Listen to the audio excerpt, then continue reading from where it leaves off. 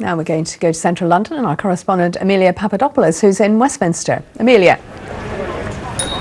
Yes, very good evening. Well, the climate change march has come to an end. Now, there were 2,000 marches around the world today and 80 in the UK, but this one here in London was by far the biggest. They were expecting 40,000 people, and organisers have just told us that there were in fact 50,000 people taking part in that march today. A lot of those people would have been taking part in the Paris version of the march, but that was of course called off for security reasons. Earlier in the day we heard speeches from the Labour leader Jeremy Corbyn, and we spoke to the actress Emma Thompson. I'm pleased to say we're joined now by the singer Charlotte Church, who's also been on the march.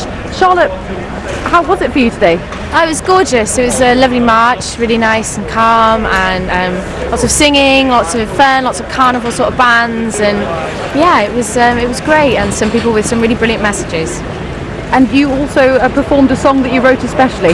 Yeah, and me and my partner wrote a song especially for today, and we brought up a little choir from Wales, and it's all about basically what we're doing to our planet, and hopefully what we can do to try and change that, and hopefully what our world leaders in Paris will be convinced to do by seeing so many people out on the streets from all over the world. And as you said, you know, it's been march has been happening in 2,000 different places all over the world, and some incredibly creative ones as well, like in Paris, because they weren't allowed to march.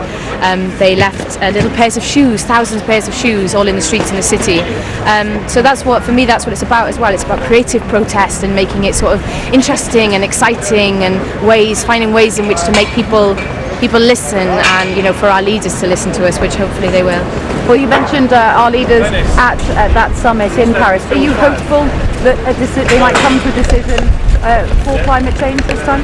Yeah, absolutely. I mean, I know about as much as what's going to happen as anybody else, but I hope that they can have something that's like a legal binding contract for all of the nations of the world, in which to cut emissions, hopefully, and keep it below 2 degrees. I mean, at the minute I think that they're saying 2.9 degrees, but even 2.9 degrees means a lot of devastation for wildlife, habitat, ecosystems around the world, rising sea levels. Obviously the oceans suffer a lot because of the acidification of the oceans, because of putting more carbon into the atmosphere.